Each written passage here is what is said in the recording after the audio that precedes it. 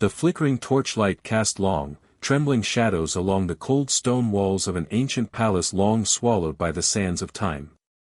Silence hung in the air like a thick, invisible curtain, broken only by the distant echo of dripping water from a hidden aqueduct. This was a world almost entirely forgotten, yet preserved in fragments of scrolls, whispers of historians, and the faint, lingering scent of incense and exotic spices that once filled the halls. It was here, in these shadowed corridors, that a queen ruled not only with power but with an uncanny sense of theater, a fascination with the strange, the beautiful, and sometimes the dangerous. Nearly 1,900 years ago, Cleopatra moved through rooms few outsiders would ever see, her footsteps soft on mosaic floors, her presence commanding yet enigmatic. Every corner of her palace seemed alive, as if the stones themselves held secrets, silently observing the comings and goings of her court. Behind gilded doors and beneath silken curtains lay her most intimate sanctuaries, spaces where only her closest confidants, trusted aides, and her most exotic companions were allowed. The air was thick with the scent of perfume, mingling with the more peculiar odors of the creatures she kept. Birds with radiant plumage fluttered nervously in gilded cages, while monkeys leaped from perch to perch, chattering secrets only they could understand. But the most imposing of her companions, sleek leopards and untamed cheetahs, prowled silently in their shaded enclosures, their golden eyes reflecting a cunning intelligence, a sense of waiting for something that might never come. In these secret chambers, Cleopatra's life took on a rhythm both luxurious and perilous. She moved like a conductor, orchestrating a delicate balance between opulence and danger. Every object, every creature, every whispered command was a piece of a carefully constructed world, one meant to awe, to intimidate, and sometimes to isolate. These rooms, far from the bustling streets of Alexandria or the corridors of Roman diplomacy, were her personal kingdom, and within them, she held complete dominion. Yet with dominion came risk, and with fascination came unpredictability. Even the most trusted servant knew that a single misstep could unleash chaos, a startled leopard, a misfed bird, or a sudden, unexplained accident. It was here that her story begins, not with armies or alliances, but with an almost innocent curiosity, a fascination with life in its most exotic forms. What she ate, how she dressed, and even how she cared for her creatures were statements of power, subtle yet unmistakable. But there were stories whispered among palace staff, rumors that the creatures she adored were more than mere companions. Some said they witnessed behavior that bordered on the unnatural, shadows moving too quickly, eyes gleaming with intelligence beyond what should be possible, incidents that were explained away as accidents or misfortune. Yet the questions lingered: what was it about these animals that captivated Cleopatra so completely? And what hidden truths lay behind the beauty and danger of her private chambers? As the torchlight flickered one last time, it illuminated a mosaic depicting a leopard mid-leap, its muscles taut, its gaze fixed on some unseen prey. It was a silent reminder that, in this world, elegance and peril existed side by side, and that the secrets held within these walls were both astonishing and terrifying. The story of Cleopatra, her palace, and her exotic companions was not merely one of luxury or fascination. It was a story waiting to unfold, a whisper from the past that dared to reveal what lay behind closed doors, a tale of beauty, ambition, and the shadows that even a queen could not escape. Cleopatra was more than a queen, she was a woman who carried the weight of an empire on her slender shoulders, a figure of both fascination and fear. To history, she is often remembered for her alliances with the most powerful men of her time, Julius Caesar, whose charisma matched her own, and Mark Antony, whose passion and ambition intertwined tragically with hers. Yet beyond the politics, beyond the marble columns and golden thrones, Cleopatra was human, filled with desires, doubts, and a keen awareness of the precariousness of her position. Every decision she made, every glance she gave, was calculated, yet shaped by the emotions of a woman acutely aware of both her power and her vulnerability. Her life was a constant negotiation between love, loyalty, and survival. Letters from her court hinted at private moments of laughter, whispered confidences, and fleeting tenderness. Servants recalled her soft-spoken encouragement to scholars, her playful curiosity when observing new animals, and the meticulous attention she gave to even the smallest details of her household. She could charm a room into stillness, yet instill fear with a single look. This duality, warmth and menace, allure and intimidation, made her legendary, but it also created cracks within her inner circle. Those closest to her often wondered whether her affection extended to them personally, or whether it was another layer of the intricate strategy she wove to maintain control. Cleopatra's fascination with animals was another reflection of this complexity. She was captivated by the exotic, the unusual, and the dangerous, traits that mirrored her own life. Leopards, monkeys, birds of brilliant colors, and rare reptiles were not merely decorations, they were living symbols of her command over the natural world and, in some ways, over human nature itself. To watch her interact with them was to glimpse the mind of a woman who understood beauty, danger, and spectacle as inseparable forces. She fed them carefully, noting their preferences, their moods, and sometimes their moods' consequences. Historians later speculated that her bond with these creatures offered a rare glimpse of vulnerability, a queen who could command armies and negotiate with emperors yet still find wonder in the flicker of a parrot's eye or the stealth of a leopard's step. But Cleopatra's relationships with people were as intricate as her relationships with animals. She navigated family rivalries that could turn deadly, political alliances that were fragile as glass, and the ever-present threat of betrayal. Brothers, sisters, and cousins often vied for influence, making trust a rare and precious commodity. Every gesture, every word, was calculated. She knew how to manipulate perception, how to present herself as both approachable and untouchable, and how to use charm and intellect as weapons. Those who underestimated her, even the most seasoned generals and advisors, quickly learned that her intuition was razor-sharp, capable of turning the tables with a single maneuver. This human dimension of Cleopatra is crucial, for it sets the stage for her obsessions. Her love for beauty, her fascination with the exotic, and her desire to control her environment were not superficial whims, they were expressions of a mind constantly navigating uncertainty, danger, and desire. It was a woman who understood that appearances could mask peril, and that every creature, every object, and every person around her could become both a tool and a threat. This duality would later manifest in her private chambers, where her pets and their unusual diets became more than curiosities, they became a reflection of the precarious balance she maintained between indulgence and danger, love and fear, loyalty and betrayal. The tension of her life was never far from the surface. Even in moments of leisure, her eyes seemed to measure, her mind seemed to calculate, and her heart seemed to sense the fragility of her world. Every guest, every servant, every whispering shadow was a potential threat, yet also a potential key to understanding or survival. Cleopatra's genius lay not only in her intellect but in her ability to inhabit contradictions, to be at once adored and feared, intimate and inscrutable, human and almost mythic. As we peer into the secret chambers she inhabited, it becomes clear that the woman behind the crown was intimately connected to the choices she made in those spaces, her exotic companions, her private rituals, and the careful orchestration of life around her. These decisions were never trivial. They shaped the course of history, influenced the hearts and minds of those around her, and left behind a story that would endure for nearly 2 millennia. Yet the deeper question remains, what drove Cleopatra to surround herself with such extraordinary creatures, to create a world so beautiful and so perilous at once? The answer lies hidden in the spaces where her ambition, her curiosity, and her humanity collided, a collision that would soon reveal secrets far stranger than anyone could imagine.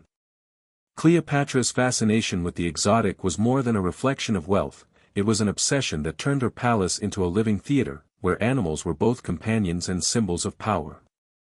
Leopards with their golden, dappled coats prowled the shaded corners of her private gardens, their muscles rippling beneath fur that seemed almost liquid in the sunlight. They were sleek, silent hunters, moving with a grace that mirrored the queen herself, and their eyes held a cunning intelligence that unnerved even the most seasoned guards. These creatures were not merely ornamental, they were statements.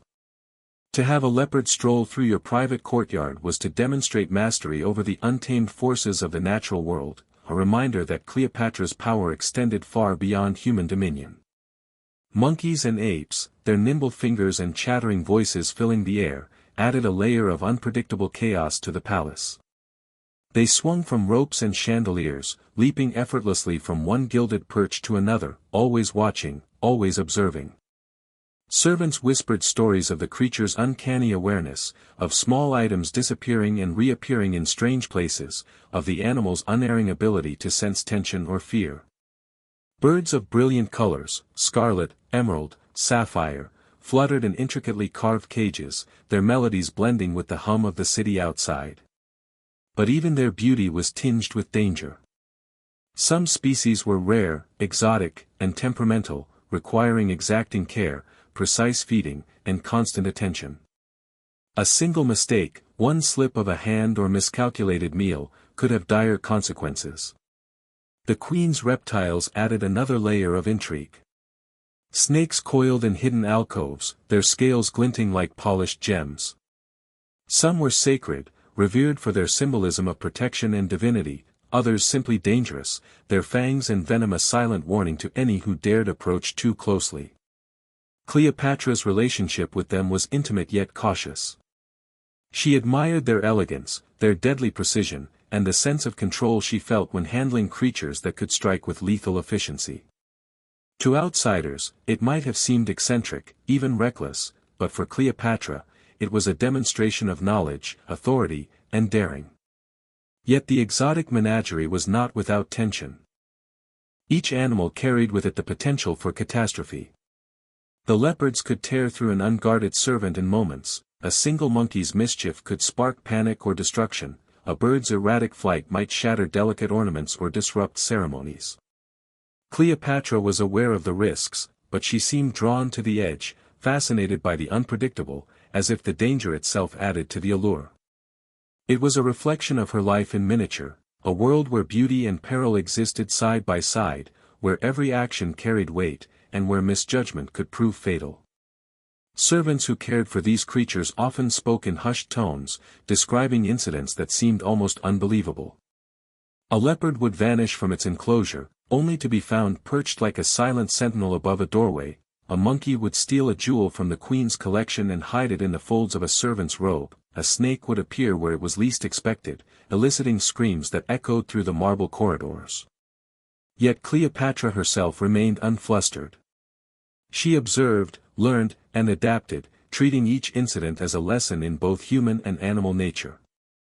Her ability to navigate these unpredictable dynamics revealed a mind attuned to danger, capable of finding opportunity in chaos. These creatures were more than pets, they were extensions of Cleopatra's will, reflections of her personality, and instruments of her political theater. When Roman dignitaries arrived at her court, they were greeted not only by the queen's beauty and intelligence but also by the astonishing presence of her menagerie. The leopards would sit silently, their gaze unsettling, while monkeys performed curious antics, and birds filled the air with a riot of sound and color. It was an overwhelming sensory experience, designed to impress, intimidate, and unsettle. The message was clear: Cleopatra commanded not only men but the very forces of nature. Even within the palace walls, away from visiting dignitaries, the animals influenced daily life in subtle yet profound ways. Their feeding schedules, their moods, and their interactions dictated the rhythm of the queen's household. Servants and attendants moved cautiously, attuned to the creature's behavior, knowing that a single misstep could trigger chaos. Cleopatra herself seemed to thrive in this environment, finding joy in the unpredictability, satisfaction in mastery, and perhaps a hint of exhilaration in the constant edge of danger. But lurking beneath the beauty and spectacle was a shadow of uncertainty. Rumors spread among palace staff of injuries, mysterious disappearances, and incidents that could not be fully explained. Some whispered that the animals had a strange awareness, an almost human intelligence that sensed fear, ambition, or betrayal. Beyond the opulent courtyards and the gleaming halls where Cleopatra received her guests lay the true heart of her palace, secret chambers hidden behind sliding panels, concealed doors, and labyrinthine corridors that few eyes had ever seen. These were spaces where luxury met mystery, where the ordinary rules of life were suspended, and where the queen could retreat into a world entirely of her own making. The walls were adorned with intricate mosaics, depicting gods, serpents, and exotic animals intertwined in scenes that seemed almost alive, their colors and shapes whispering secrets from centuries past.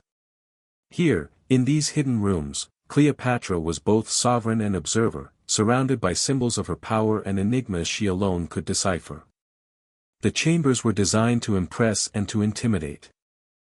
Some rooms were long and narrow, lined with jars of oils and perfumes so potent they could overwhelm the senses. Others opened into expansive atriums, where sunlight streamed through lattice windows, illuminating statues of deities and intricate carvings.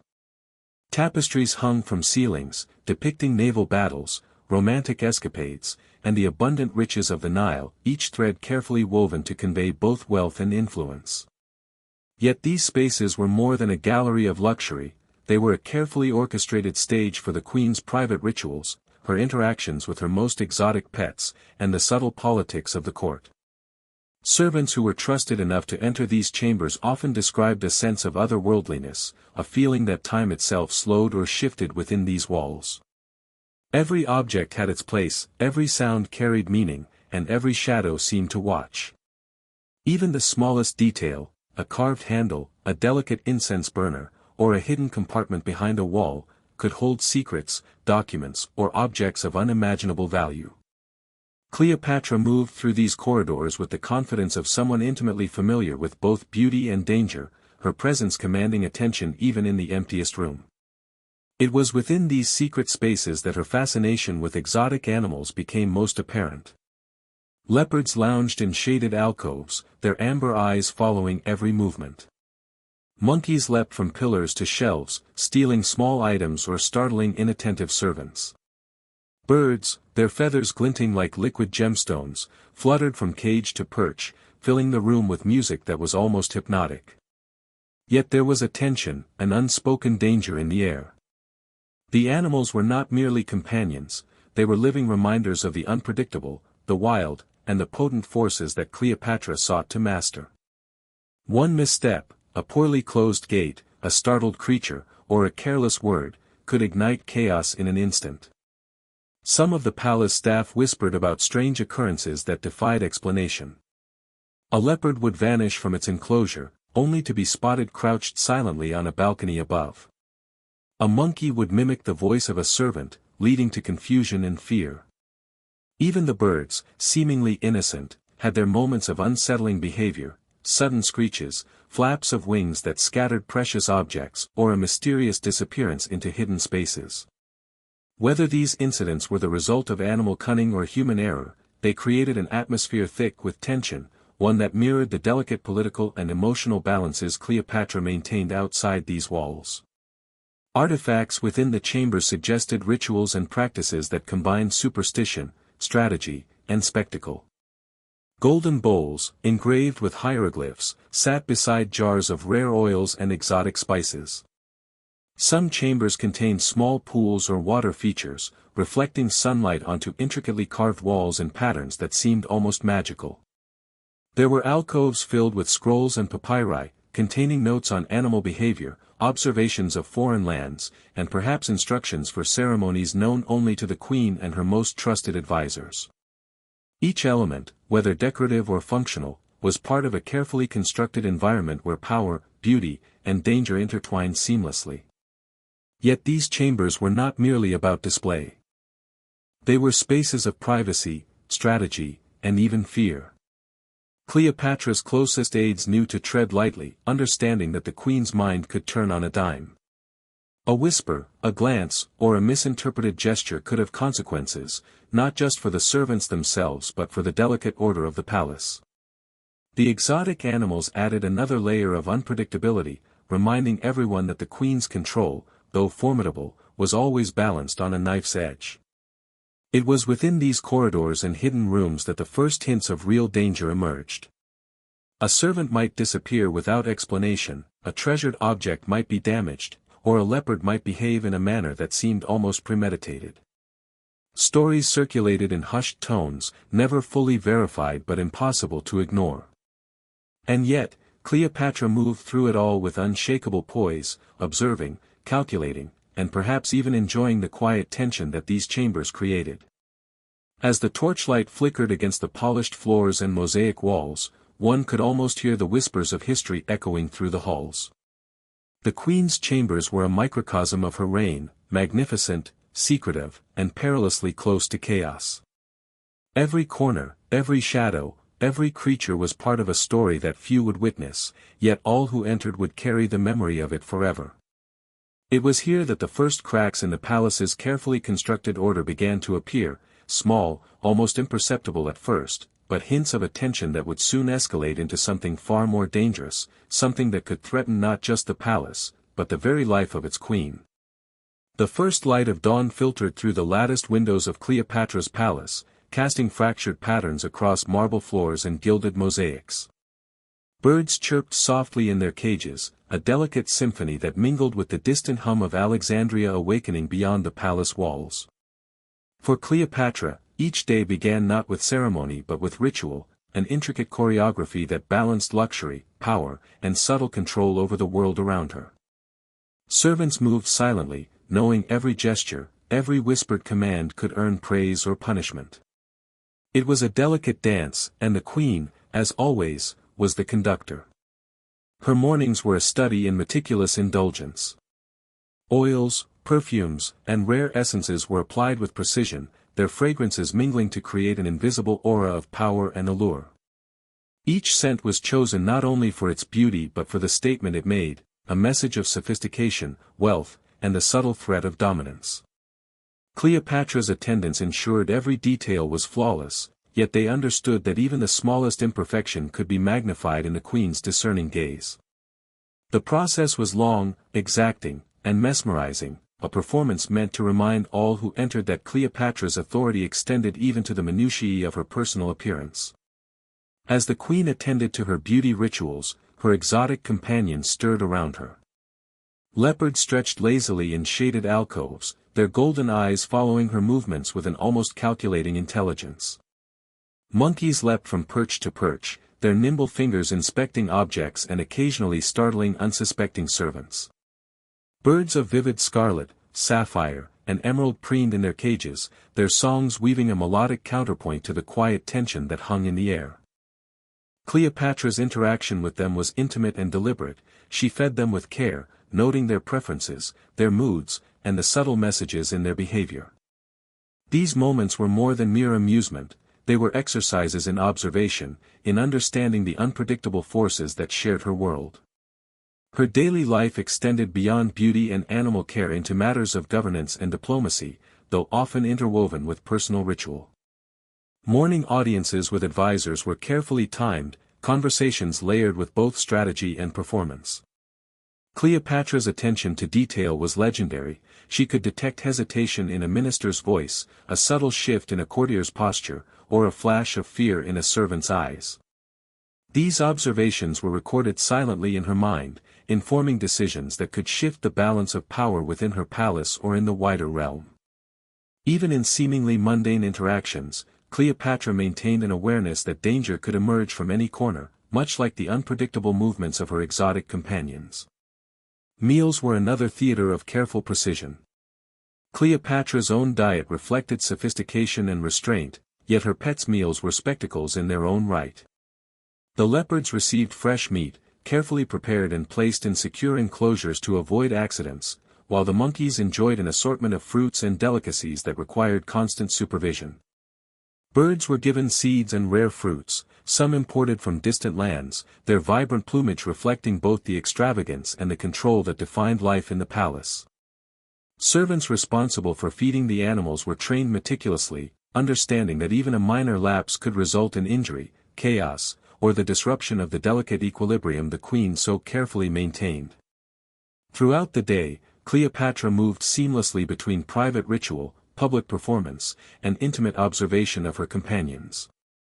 She walked quietly through the secret chambers, her presence commanding yet graceful, noting the subtle behaviors of her leopards as they prowled, the mischievous antics of monkeys, or the restless fluttering of exotic birds.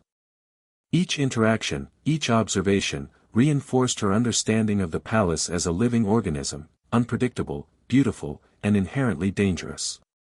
It was a dynamic that mirrored her own life, a careful balance between control and chaos, between fascination and fear. Evening brought a different rhythm. The fading light cast long shadows across the palace, and the exotic animals settled into their enclosures with a cautious wariness. Cleopatra used this time to reflect, to read scrolls, and to contemplate the decisions of the day. But the tension never fully lifted. Whispers of unexplained incidents, minor accidents, or subtle threats remained, reminding her that control was always provisional. Some servants spoke of moments when a leopard's gaze seemed to follow them too closely, when a monkey's mimicry was too precise, or when a bird's song carried an unplaceable note of warning. Cleopatra, ever perceptive, noted these incidents with curiosity rather than fear, seeing in them patterns, lessons, and opportunities to refine her understanding of the delicate balance she maintained. Her daily routines, though seemingly ordinary, were infused with subtle risk and drama. Every ritual, every interaction, and every feeding carried consequences, shaping the rhythm of palace life and the relationships between the queen, her attendants, and her extraordinary companions. It was a life of careful orchestration, where beauty, indulgence, and danger coexisted, each amplifying the other. Cleopatra thrived in this environment, her intellect and intuition guiding her through a world that could shift from serenity to peril in a heartbeat. As night fell and torches flickered against the marble walls, the queen's secret chambers became a realm of shadows and whispers. The animals, majestic and unpredictable, settled into their nocturnal routines, while Cleopatra reflected on the delicate web she wove every day. In these moments, the palace felt both alive and fragile, a world where power and peril, beauty and chaos, curiosity and danger intertwined seamlessly. The day's rituals were complete, yet the story of what was to come, accidents, mysteries, and astonishing revelations, remained unwritten, waiting in the shadows to unfold. Even as Cleopatra moved through her morning rituals and attended to her exotic companions, the palace was alive with whispers, shadows, and unspoken tensions that no amount of luxury could conceal. The corridors, once only the domain of servants and carefully chosen courtiers, now carried murmurs of unease. Servants exchanged glances, eyes darting nervously toward the hidden chambers where the queen's most dangerous pets prowled. Some spoke of unusual incidents, a leopard found perched atop a high balcony, its amber eyes gleaming with an unsettling intelligence, a monkey mysteriously missing, only to reappear with objects stolen from the queen herself, birds vanishing for hours, only to return as if nothing had happened. The palace had always been a place of controlled chaos, yet now, subtle cracks in the order were beginning to show. Cleopatra, ever perceptive, was aware of these disturbances. She moved through the halls with a composed elegance, her gaze scanning the environment, reading every movement, every flicker of shadow, and every nervous gesture. Her intelligence was matched only by her intuition, allowing her to sense danger before it fully emerged. Yet even she could not control everything. The exotic creatures she adored were unpredictable by nature, and while they were symbols of her power, they also introduced volatility into her carefully orchestrated world. One moment, a leopard might lie quietly in its enclosure, the next, it might leap with sudden aggression, startling even the most experienced attendants. Within the court, rumors began to circulate, growing in urgency and intensity. Trusted aides whispered to each other about incidents they could barely explain, events that skirted the edges of reality and reason. Some claimed that the palace was cursed, that the exotic animals, so closely tied to the queen's presence, were agents of fate rather than mere companions. Others suspected human error, or perhaps subtle sabotage by jealous courtiers seeking to undermine Cleopatra's authority.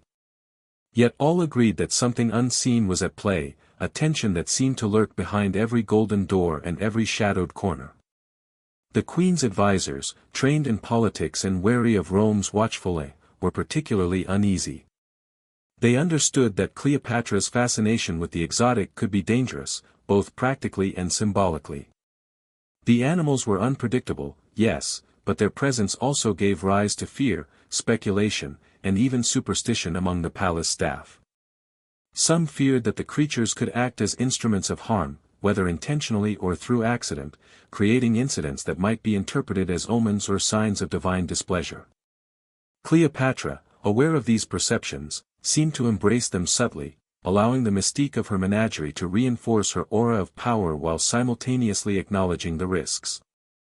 One evening, an incident occurred that would become the first undeniable sign that danger had begun to penetrate even the most secure chambers. A leopard, startled by a servant's sudden movement, lunged unexpectedly, its claws raking across marble and fabric. The servant survived, but barely, and the incident sent shockwaves through the court. Whispers grew louder, spreading through corridors and secret passages, fueled by fear and fascination. Was the animal simply acting on instinct, or had it been influenced by some unseen tension in the palace? No one knew, and the uncertainty itself heightened the suspense. The exotic animals, while symbols of majesty and power, were now active participants in the palace's unfolding drama. They seemed to respond to emotional currents, subtle changes in tone, and the invisible threads of human behavior. Monkeys became more mischievous when staff grew anxious, birds grew restless in response to whispered arguments, even the reptiles seemed to sense shifts in energy, coiling tensely in their enclosures. To Cleopatra, this was not merely chaos, but a complex ecosystem in which she could observe, predict, and adapt. To the palace staff, it was a source of fear and fascination, a living reminder that even the most carefully controlled environment could never be entirely tamed. Meanwhile, the queen herself began to sense that her inner circle was subtly fracturing under pressure. Courtiers who once acted with unquestioning loyalty now hesitated, their eyes betraying worry or doubt. Advisors whispered among themselves, debating whether the incidents were accidents or portents. Servants, wary of both the animals and the queen's keen attention, moved cautiously, aware that a single mistake could carry grave consequences. Cleopatra's brilliance lay in her ability to perceive these fractures without revealing alarm. She allowed the uncertainty to deepen, drawing power from the delicate tension that enveloped her world. Rumors of omens and foreboding signs began to permeate the palace, reaching even distant allies who were attuned to Alexandria's intrigues. Some claimed that the exotic creatures themselves were agents of fate, their unpredictable behavior intertwined with the queen's destiny. Others suggested that jealousy and sabotage were at play, human ambition exploiting the natural volatility of the palace's menagerie. The truth was likely a mixture of both, and Cleopatra, ever observant, seemed to navigate these complexities with calm calculation. She was simultaneously enthralled and cautious, aware that the palace's fragile balance could be disrupted at any moment, yet confident in her ability to adapt. By the end of the week, it was clear that the palace was no longer just a place of luxury and spectacle, it had become a theater of suspense, where every shadow, every animal movement, and every whispered conversation carried potential consequence. Cleopatra's daily life, once a carefully orchestrated performance, had become a delicate dance on the edge of chaos. And though she maintained an outwardly composed demeanor, a silent awareness of the palace's underlying tension was ever present. The stage was set for the extraordinary, the dangerous, and the astonishing, a convergence of human ambition, natural instinct, and the unpredictable forces of a world both beautiful and perilous. In the quiet hours before dawn, as torches flickered and shadows stretched across the secret chambers, one thing was certain: the palace had begun to whisper its warnings, and those who listened closely would realize that the true story of Cleopatra's menagerie and her private chambers was only just beginning to unfold. The tension was palpable, the stakes high, and the next incident, more shocking, more dangerous, and more revealing, was only a heartbeat away. The exotic creatures that roamed Cleopatra's palace were not merely symbols of opulence or instruments of spectacle, they were entities with needs, instincts, and appetites as unpredictable as the Nile itself. Feeding them was an art form, a ritual laden with both precision and peril. Every meal was carefully planned, a delicate balance of nutrition, exotic ingredients, and, at times, ritual significance. Leopards received cuts of meat selected for freshness and texture, presented in ways that minimized risk while still maintaining the illusion of untamed dominance.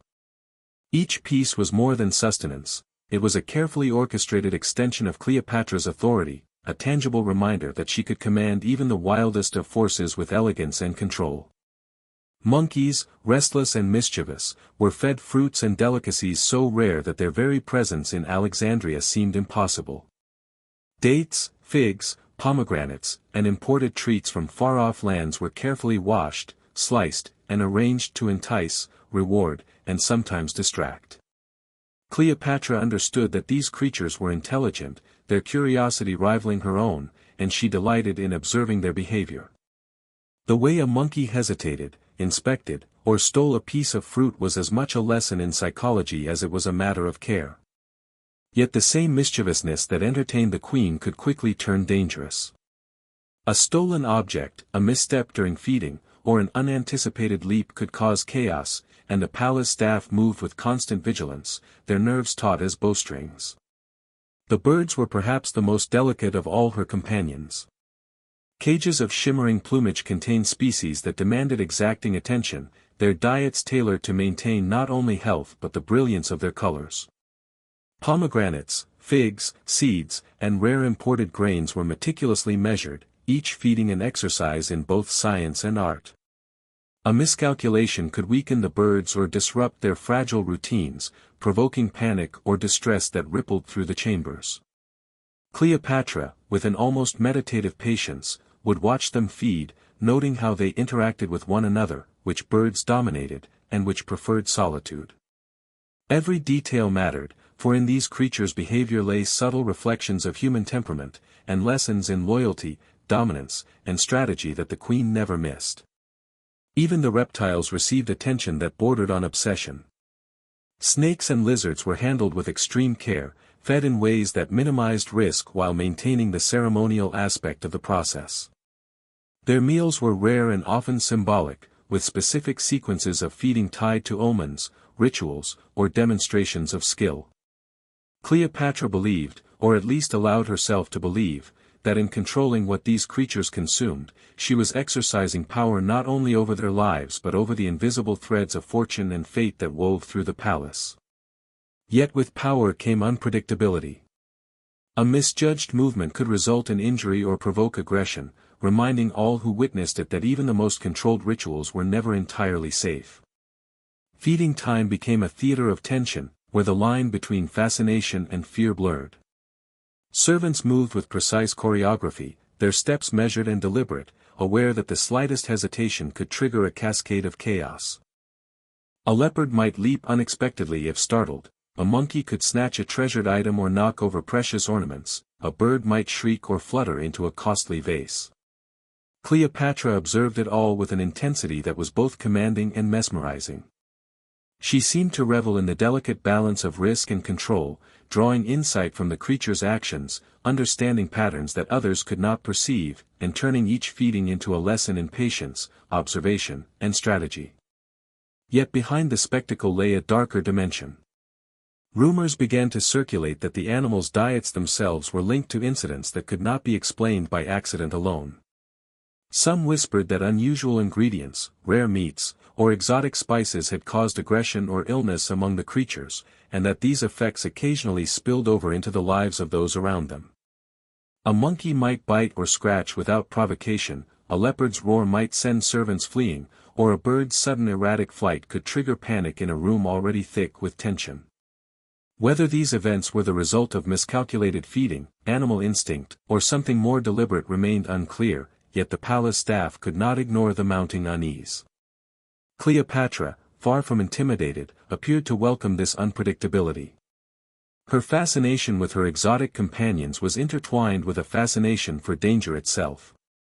She understood that power was not only in control but in mastery of perception, the ability to make the unpredictable seem deliberate, to transform chaos into theater, to command attention and awe through the subtle manipulation of risk.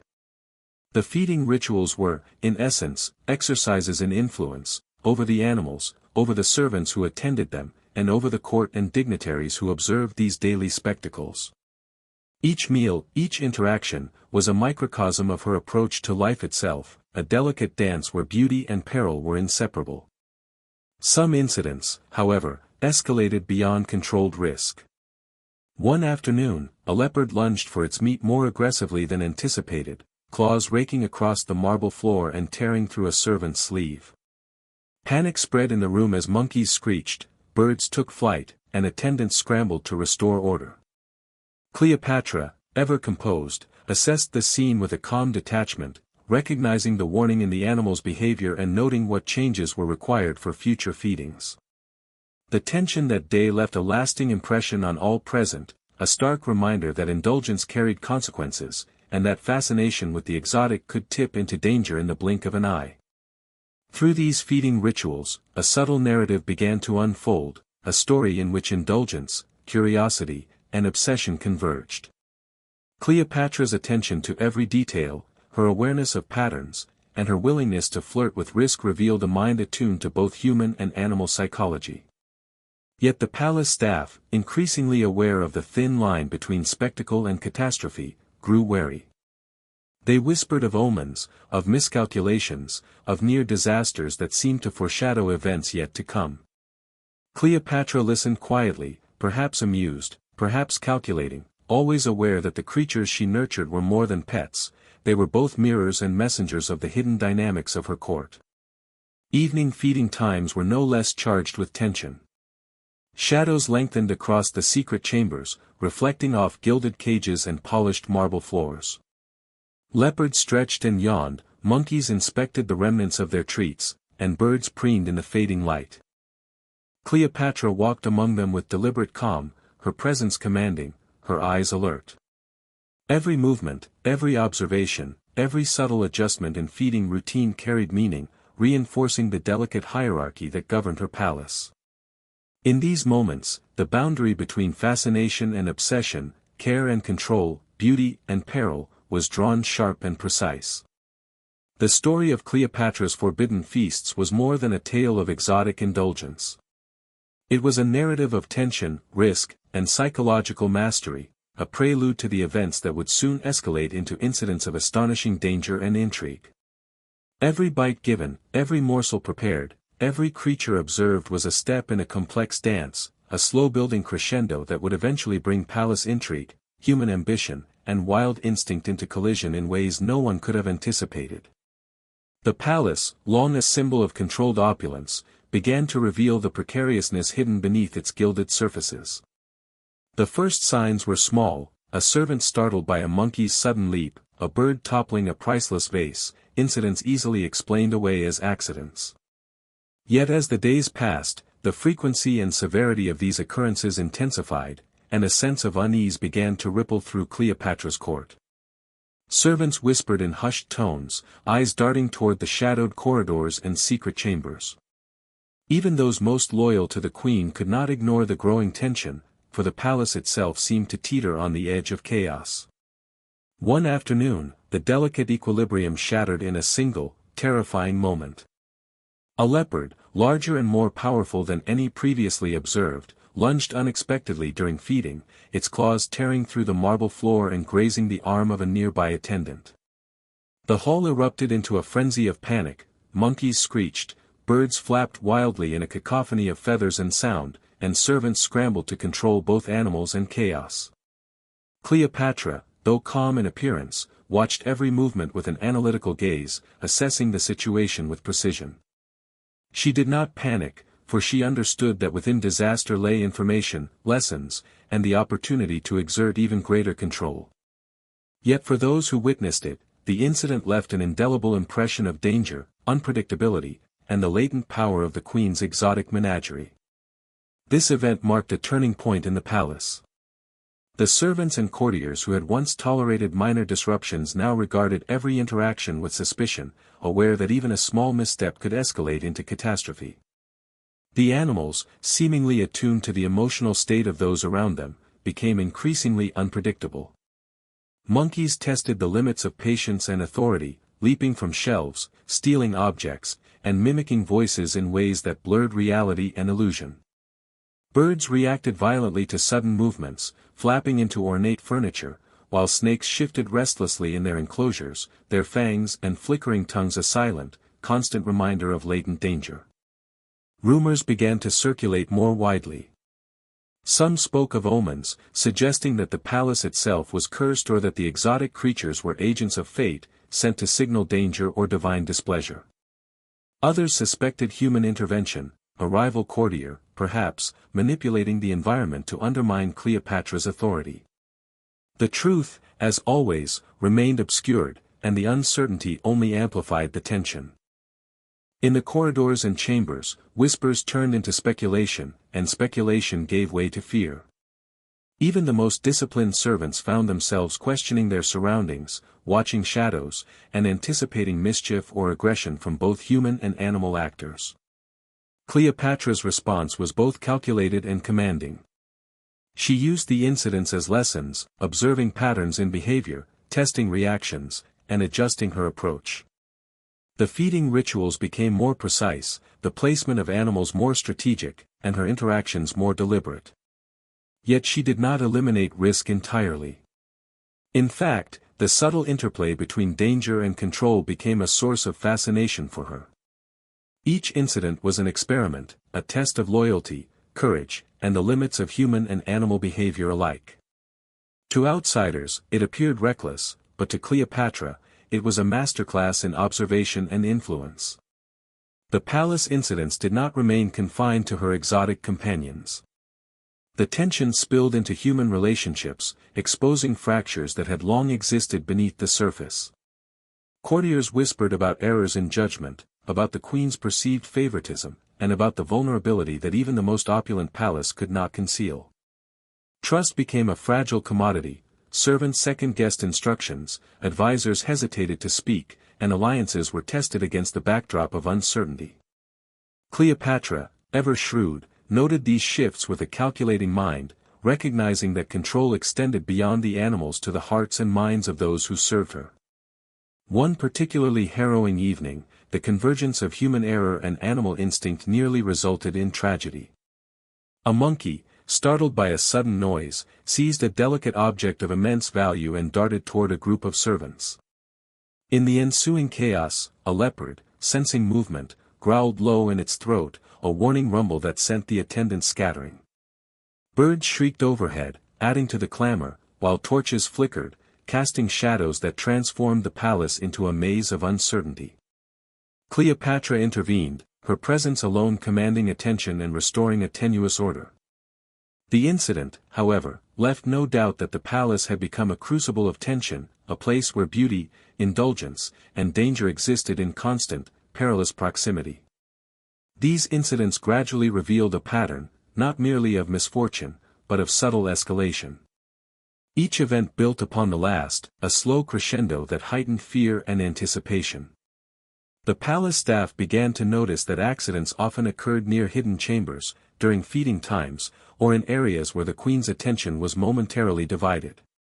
The animals' behavior seemed almost purposeful, as if they were participants in an unfolding narrative whose rules were understood only by Cleopatra herself. Whispers of superstition mingled with speculation, creating an atmosphere thick with suspense, where every shadow could conceal peril, and every unexpected movement might signal catastrophe. Cleopatra, for her part, maintained a remarkable composure. She observed, analyzed, and adapted, turning incidents into instruments of understanding. Each disruption provided insight into the limits of control, the psychology of her staff, and the intricate dance of risk and authority that defined life within the palace. Her fascination with the exotic, once a matter of curiosity and indulgence, had become inseparable from the management of tension, power, and human emotion. She understood that chaos, when observed and guided, could serve as a tool, amplifying influence while simultaneously entertaining, intimidating, and educating those who witnessed it. By the time night descended, the palace had transformed from a place of luxury and spectacle into a theater of suspense and peril. Shadows stretched long across the polished floors, animals settled into tense slumber, and servants whispered in corners about what might come next. Every incident, from minor mischief to near disaster, was a reminder that Cleopatra's world was a delicate balance of beauty and danger, indulgence and control, curiosity and obsession. The stage was set for the next phase, the shocking revelations, the startling twists, and the astonishing discoveries that would forever alter the perception of the queen, her private chambers, and her extraordinary companions. The palace, once a sanctuary of controlled chaos, now teetered on the edge of revelation. Rumors of mysterious incidents, strange animal behavior, and unexplained disturbances had spread beyond the servants' quarters into the ears of Cleopatra's most trusted advisors. Yet nothing could have prepared them for the discoveries that began to emerge from the hidden chambers, where the queen's curiosity and meticulous planning intersected with secrets long buried beneath layers of marble, silk, and shadow. These spaces, once merely a backdrop for luxury and spectacle, now became the setting for astonishing revelations, secrets that blurred the line between history, legend, and the unknown. It began with a series of subtle anomalies. Objects misplaced, scrolls partially unrolled, and jars containing powders and oils with unfamiliar textures and odors. Some of these items appeared to be ingredients for feeding the exotic menagerie, yet their combinations were unlike anything the palace staff had seen. Parchments hinted at rituals, experiments, or knowledge imported from distant lands. Egypt was a hub of trade and culture, and Cleopatra had access to goods, wisdom, and practices that few could even imagine. Scholars who occasionally visited the palace were left perplexed by the alchemical and botanical notes they glimpsed, some of which described ingredients intended to stimulate, calm, or influence the behavior of animals in ways that seemed almost magical. As curiosity grew, a small cadre of servants and advisors were allowed into the deepest chambers, spaces so private that even most courtiers had never laid eyes on them. Within these rooms lay objects of astonishing intricacy, golden bowls etched with hieroglyphs that depicted animals behaving almost like humans, jars of exotic spices whose scents could overwhelm the senses, and delicate tools whose purposes remained opaque but clearly significant. Each discovery hinted at Cleopatra's extraordinary intelligence, her willingness to experiment, and her understanding of both the natural and psychological world. Yet these findings were not purely academic, they carried an undercurrent of danger, a reminder that knowledge and power were inseparable from risk. The most shocking revelations came from the records of the exotic animals themselves. Detailed observations, meticulously maintained by the queen and her trusted attendants, described the diets, behaviors, and reactions of each creature with a precision that bordered on obsession. But it was not merely data collection, the notes hinted at a deeper experimentation, a careful calibration of influence. Specific ingredients appeared to provoke heightened alertness in leopards, induce mischief or aggression in monkeys, and even affect the mood of birds in ways that suggested an understanding of psychological conditioning. Cleopatra's relationship with her menagerie was no longer a matter of indulgence, it was a laboratory of behavior, where observation, risk, and manipulation intertwined in ways both brilliant and unsettling.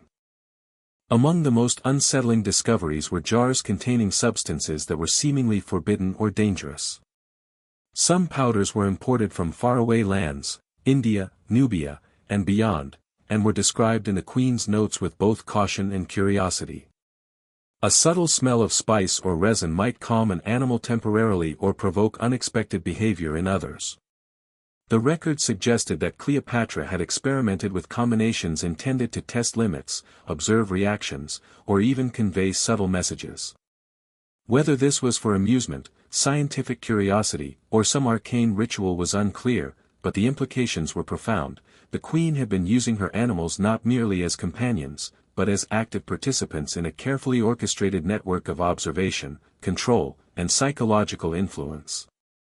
Even more remarkable were the indications that human behavior was being subtly influenced alongside that of the animals. Servants' reactions were noted in the margins of scrolls, the hesitations, fears, and minor missteps that revealed both loyalty and apprehension. Cleopatra's insight into these dynamics was unparalleled, suggesting that she viewed her palace as a microcosm, a living organism in which every action, human or animal, could be measured, interpreted, and manipulated. The lines between amusement, research, and strategy blurred, leaving those who glimpsed these records both awed and uneasy. The queen's genius was undeniable, but the shadow of obsession, of meticulous control, cast a pall that hinted at possible consequences yet to unfold.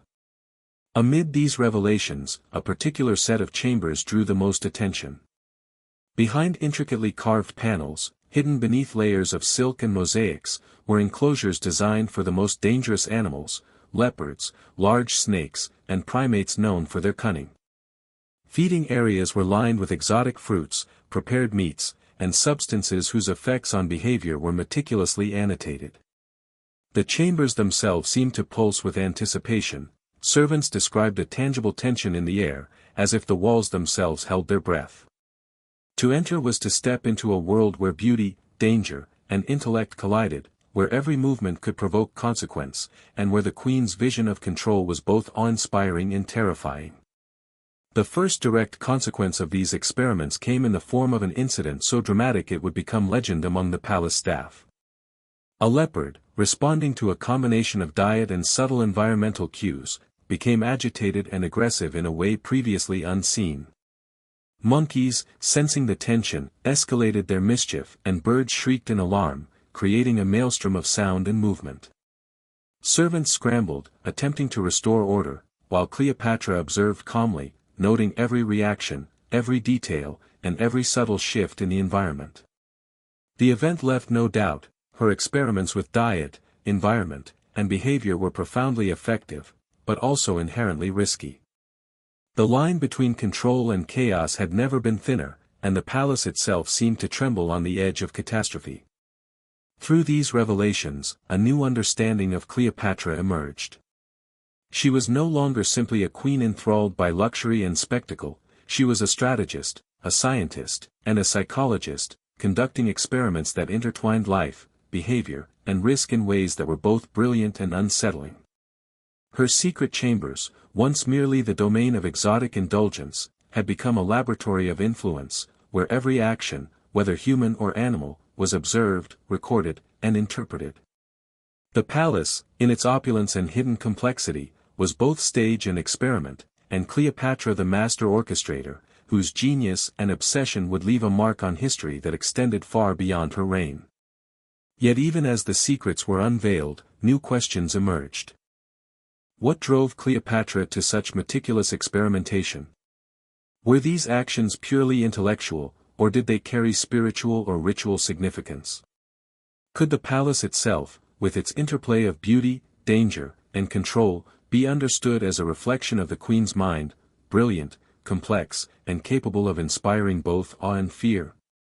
And most pressing of all, what consequences might these revelations hold for those within the palace walls, where the line between observation and participation, curiosity and danger, had grown impossibly thin? The hidden chambers had revealed astonishing truths, yet in doing so, they had also set the stage for the events that would follow, incidents of profound danger, shocking discoveries, and an intricate interplay of human ambition, animal instinct, and the extraordinary mind of Cleopatra herself. The palace, now alive with tension and mystery, awaited the next chapter in a story that was only beginning to unfold. For centuries, historians assumed that the disappearance of Cleopatra's culinary records was a natural consequence of time, fragile papyrus decaying, buildings collapsing, and a civilization transitioning from one empire to another. But the evidence preserved in the charred walls of the hidden chamber suggests something far more calculated. What happened to Cleopatra's kitchen was not an accident of history. It was an erasure engineered with precision, intention, and political motive. After the fall of Alexandria, when Rome secured its victory and claimed Egypt as a province, they understood that the war had never been just military. It had been ideological. Cleopatra was not simply a queen, she was a symbol, a woman who wielded identity, culture, and influence as weapons more powerful than armies. Rome feared her mythology just as much as they feared her alliances. And in the heart of her mythology lay the rituals that surrounded her daily life, the way she ate, the ingredients she chose, the diplomatic tables she curated, and the power she held within her private chambers. Controlling that narrative meant controlling how history remembered her. So Rome began dismantling it piece by piece.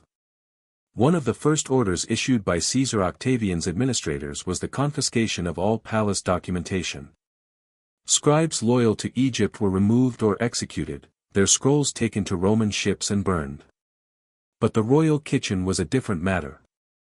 It wasn't merely a room, it was a vault of knowledge, recipes laced with political intention, medicinal formulas, preserved botanical secrets, and preparations designed to influence the mind and body. These were not harmless records. They were the intellectual backbone of Cleopatra's private power, the quiet machinery behind her charisma and her fatal decisions. To Rome, such a library posed a threat. Witness accounts written decades later describe teams of Roman soldiers entering the palace with torches. They were not searching for treasure, they were destroying memory. The marks found centuries later on the kitchen walls match controlled burn patterns, deliberate fires set in contained spaces, the type used when one wants to eliminate evidence but not destroy structural stability. This was not a chaotic blaze from battle. This was an execution of knowledge. Yet some fragments survived, not because Rome was careless, but because the chamber was more complex than they understood. Hidden shelves, sealed cubbies, and clay containers embedded inside walls protected small traces of what the empire tried to erase. The persistence of these remnants hints at a deeper truth: Cleopatra's staff may have known the purge was coming. Nissa's confession tablet, discovered earlier in the investigation, included a vague line, "We protected what we could, for what she wished to be remembered." At first this seemed poetic. But in retrospect, it might have been literal. The head chef and her closest circle may have hidden critical items, recipes, annotated histories, ingredient jars, inside architectural cavities long before Roman boots marched through the palace corridors. Their loyalty continued even after the queen's death, and their actions inadvertently planted seeds for modern rediscovery. Still, most of the knowledge vanished, replaced by Roman narratives that painted Cleopatra in the most unflattering light. They emphasized her seduction, her politics, her alliances, but never her intellect, her scientific curiosity, or her command over medicinal and culinary arts. Rome knew that if Cleopatra were remembered as a strategist of the senses, a scholar of the natural world, a patron of knowledge, it would complicate their triumph. So they framed her as dangerous in the wrong ways, stripping away the dimensions that made her formidable. The missing recipes played a larger role than expected. Rome understood that food was not just nourishment, it was communication. Cleopatra had used her banquets as diplomacy, as theater, as psychological warfare. Eliminating those records meant eliminating evidence of her mastery. If her culinary rituals survived, they might offer clues to her death, her intentions, and her final act of autonomy. Rome needed her to look defeated, not self-determined. Decades later, Elias, the scribe whom Cleopatra protected, attempted to reconstruct the events and preserve what little knowledge he had memorized. His final notes, written in exile and kept in a small wooden box, indicate that he feared Roman surveillance.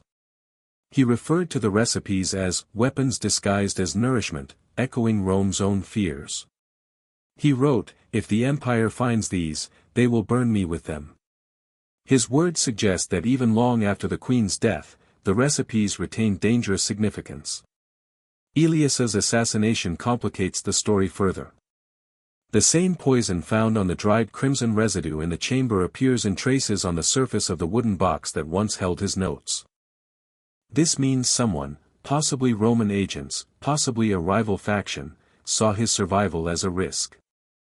Whoever killed him was not motivated by revenge, they were silencing history. His death ensured that whatever he remembered would die with him. The attempt to recreate the veiled lotus dish begins not in a laboratory, but in a silent room lit only by the soft glow of early morning. The archaeologists stand around a long wooden table covered with fragments, dried petals, hardened resins, powdered minerals, and the mysterious ingredients sealed for nearly 2 millennia. None of them speak at first. There is a strange gravity in the air, as if they are not merely reconstructing a recipe but reopening a doorway into a life that ended 19 centuries ago. What they hold in their hands is not just food.